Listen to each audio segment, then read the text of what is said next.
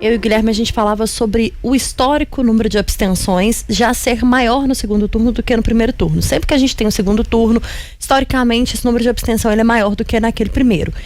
Mas surpreendeu e muito Belo Horizonte, porque nós tivemos um número de abstenção maior do que o próprio segundo colocado, que foi o Bruno Engler, recebeu nas urnas.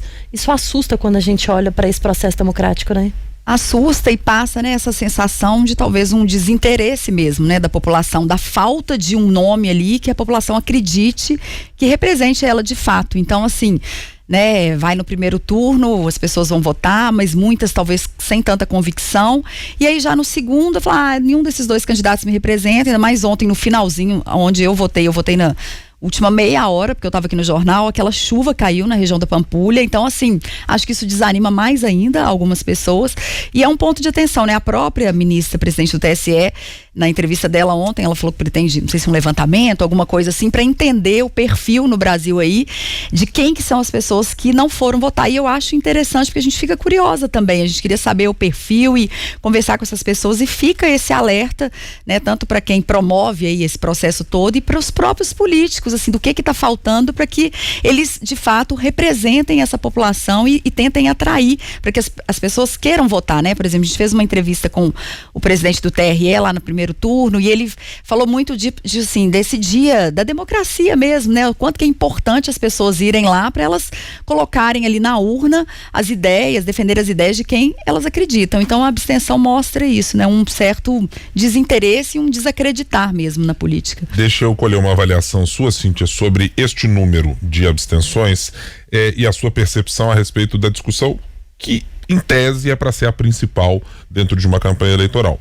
Propostas e ideias para a cidade. É claro que, se a gente olhar para determinados candidatos, há condições melhores ou piores nas propostas e nos planos de governo.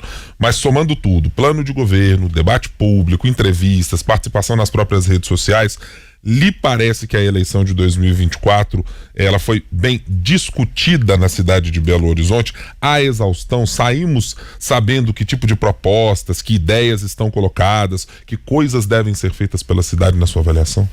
Eu acho que não, assim, acho que sempre tem o que melhorar e poderia ter sido melhor. A gente, como imprensa, a gente tentou, né, nós aqui no Tempo e outros veículos de colegas também, tentar mostrar ali nas sabatinas que a gente realizou, puxar ali as perguntas, né, para os candidatos, para que eles pudessem falar sobre saúde, educação, segurança, transporte, mobilidade, que é o principal problema, mas a gente percebe que, assim, essas propostas às vezes são rasas e falta aprofundar mas por eles mesmos chegar até a população, e a gente percebeu assim, né, na última semana especificamente, aí eu acho que sai um pouco, né, assim, aqui em Belo Horizonte, da questão da proposta, e foi uma semana mais de ataque entre os candidatos, né, o Bruno Engler com os apoiadores, levantando muita questão do livro do Fuad, porque era um livro que, na opinião deles, tinha cenas lá que eram impróprias, e o Fuad na justiça tentando se defender e ganhando algumas ações. Então, assim, aquilo ali eu acho que ela empobrece, principalmente na reta final, porque na reta final, onde muitas pessoas que não são tão ligadas à política decidem mais e decidem quem é o candidato, assim, a oportunidade que essas pessoas têm, que os candidatos teriam para se mostrar mais. A disputa passou para um embate mais ideológico e para uma briga, então eu acho que isso quem perde é a população, entendeu? Porque a população precisa saber o que o prefeito vai fazer para resolver esse trânsito de Belo Horizonte, o que ele vai fazer para que a mãe tenha realmente vaga ali na escola e o pai, e aí eu acho isso que falta, sabe, assim, mostrar mais e com mais profundidade, porque às vezes as propostas elas ficam muito no óbvio, vamos melhorar a saúde, porque a saúde não funciona, vamos melhorar o trânsito, mas como, de que forma, onde que a gente vai atacar o trânsito? E é muito curioso, Cíntia, e eu não sei se você, Thalita, também tem a mesma percepção, eu saio dessa eleição de 2024 com uma sensação de que, por exemplo, para citar transporte público, mesmo com o prefeito eleito, eu não sei exatamente o que ele pensa. Eu não sei o que o prefeito Fuad Noman acha que deve ser feito no contrato das empresas de ônibus. E eu também não sei se, com Bruno Engler eleito, eu teria a mesma sensação. Eu acho que sim, porque não há uma ideia muito clara de vamos fazer isso. Está muito no campo de quando chegarmos lá, a gente vai desenvolver uma ideia. Mas acho que o que me parece faltar muitas vezes nas eleições é exatamente essa discussão, é dizer assim, gente, o caminho que eu aponto é esse. E não quer dizer que ele é uma porta fechada. Você pode adotar aquele caminho como uma ideia, mas ao sentar e olhar para os contratos e dizer assim, olha, gente, não há viabilidade econômica, ou a gente precisa pensar num modelo novo, ou coisas dessa natureza. Eu mencionei aqui Fouad Noman e Bruno Engler, apenas são os dois que estavam no segundo turno, mas eu podia estender essa minha percepção para outros dos candidatos. Outros temas, por exemplo, que eu tenho a mesma sensação, política ambiental. Assim, todo mundo está dizendo, não, nós vamos reflorestar Belo Horizonte, vamos construir árvore, vamos fazer coisa, vamos plantar árvore ou coisas dessa natureza. Mas assim, qual a ideia de futuro que estava sendo proposta nessas eleições pelos candidatos? Para dizer, a Belo Horizonte que a gente quer com um número, o triplo de parques, por exemplo, e em regiões X, eu ainda consigo dizer para vocês que eu sinto muita falta de que no final dessas eleições saiamos com uma percepção mais clara do que queriam os candidatos. A gente tinha muitas falas de outros candidatos relacionados, por exemplo, à construção civil. Sim.